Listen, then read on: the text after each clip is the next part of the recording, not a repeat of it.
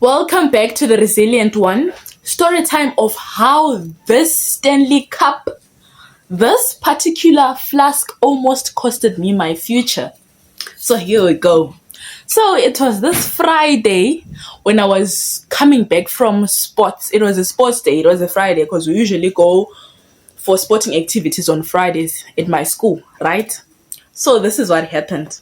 I was coming back from school, so I was walking with friends, and then I left the friends at the taxi rank because that's where everyone separates. Like when we're walking as a group, when we're going back home, every person takes their separate ways at the taxi rank. Some go with the train, they go to the train station. Some go to the taxi rank, some go to the bus station, and me, I walk home. That's the thing. I trek home with my two left feet. So this is what happened, right? So I was walking, left my friends, some went to the taxi, some went to the buses, and I was left alone because I go back home alone. My brother's not going to school currently because of some reasons, but I'm going to school alone, right? Like alone. Yes, alone. Me, my future, and I, we go alone with the Holy Spirit. We go alone. Right. Here's what happens. I'm going home. Then there's this particular road that I go with. Yeah. I'm always like that. This particular road, I always go with it home all the time. Like it's the same road that I go with because it's the fastest route to my house, right? So as I'm walking, so there's a stairway, like there's steps all over when we're going. And then I see this small boy. He's not exactly small. It's almost like here up to me, right? Then he was just sitting there facing straight forward, right? And then I'm walking, I'm going up the stairs. I'm like, okay, this looks suspicious. Would just sit there. And this boy didn't look like a schoolboy or anything. He just looked like a random homeless boy. Like, oh, okay, maybe, yeah, he's looking for his mom or dad or something. I don't know. Then he's sitting there. Then I do not approach him, but I just pass by him and he sees me. I see him too. Just pass and I walk. Then I go to the robot. So I'm crossing the path here. I was crossing a certain path where there were a lot of cars and there was a robot there. Then I wait because the robot was still what? Was still green. Then I look at him because like I'm really suspicious of this guy. I don't know, like I had a chilling feeling inside me telling me something's about to go wrong. Right? Like, you know what? But it's just sitting. What can he do to me? Right? And then I'm standing there. He's just sitting. He first look at me, then he's just looking elsewhere, and then he didn't look at me back, right? Then I cross after the robot is now red. I cross the road. Then I stand in between the road. So you know those roads where cars are coming this side and then the others are going this side. So there are two roads here. So I was in the middle here. These ones are going this side and these ones are coming this side. So I was in the middle here, right here. I just crossed from here to here. I'm now here. Then as I'm waiting for these ones to come here, to come this side, and these ones that are going this side to come this side also. Then there were two boys right here. I think they were his friends or something. So I was like, this is sus. What's happening? I'm like, you know what? Let me relax. Nothing is happening. Nothing bad is gonna happen. Let me chillax. I'm with the Holy Spirit. Right. I just chillax. Then the cars are gone. Then I pass. As I'm passing, I hear the two boys, they are whistling. It's as if they're sending a signal or something to the other guy who was sitting there. And I'm like, okay, maybe they're trying to tell each other that, oh, you know what, food is ready, let's go home. Oh, I said they're homeless. Okay, maybe something, they were just calling maybe to play, I don't know, something, right? And then he's signaling, he's like, shh, shh. I'm like, yo, are they trying to rob me?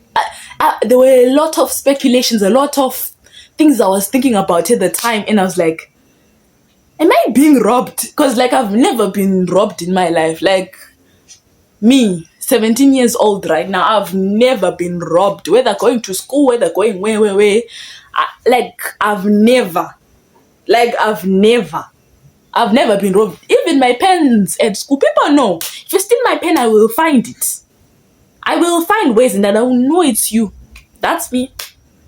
I don't. Even with my pens, I don't. I'm that stingy, sorry. But let's continue with the story. They're whistling. Then I just passed by these boys. It's like they are accompanying me now, going back home. I'm like, this is really, really suspicious. And I was now definitely sure that these boys are trying to rob me. And the thing was, I was holding this.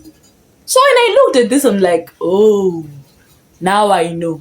Now I know why people are whistling. Now I know why they are accompanying me to go home. I didn't ask for friends to accompany me, but they accompany me by force. It's because of this one. Because I was holding it in hands. I was busy flexing out there for people to see me that I have a new Stanley Cup. See, my aunt bought me a Stanley Cup. Here's a gift from my aunt. Do you want it also? Well, they'd open hands and they said yes. By force. Now they are accompanying me. I was crossing the road. There's this one boy is in front of me. The second one is behind me. These are the two boys that were in front of me, not the one who was sitting. Then, when the other ones were whistling, sorry, I forgot by the way. When the others were whistling, the boy was sitting now stands up. That's when I knew that this, this is a daylight robbery. My Stanley Cup is going today, and my future is going. My books, my hard work, all the notes I wrote from last year, January to December, gone. I knew that, yeah, this is me. First time being robbed in broad daylight. I knew this was my time, Shame. But you know what? I was like, okay, fine. Mina, I'm smart. I'm smart here. When I can find X and Y, when I can find the value of X in mathematics, I can solve any problem. I can solve. When I'm the head girl at my school, I can solve any problem. Like, you know what, boys? Little boys. You are little boys. Let me show you what I made them. Let me show you whose daughter I am. Fine. Right? Then they accompany me. I'm like, you know what? I'm chilling. So again, as I'm crossing, there are two roads. Other cars are going this side. These ones are coming this side. Now I'm in the middle. Then they cross the other one where the cars are going this side. Yeah, I'm still going in the middle. I'm still going. I'm like, you know what? I'm gonna go. Because I was having second thoughts. Myself, put it in the bag. But it's gonna seem obvious that I now know that they're about to rob me. And they're now gonna rob me because they know that I know. I don't know if you get what I'm trying to say. They now know that I'm going to... that I know. So I couldn't risk that. It's like, you know what? Act chill. Act nonchalant. You got me, girl. You gotta act nonchalant. And like, you know, but you don't know. Right? So that they don't know. I don't know if you get what I'm trying to say. But here's the thing. I'm walking. And then I'm reaching this path where the cars are not coming anymore. Now I'm looking at my back. There's nobody. There is no one. I'm like, where are the boys? I'm like, where are the boys? Where are they? Then when I check, I see them at this one other place. So there's this weird place, like when I'm going to school, there's this weird place where you can go to some secret place underneath that road. It's like a bridge. The road was a bridge. So underneath there's a train tunnel, right? So there's this place where it's easier for you to get down there.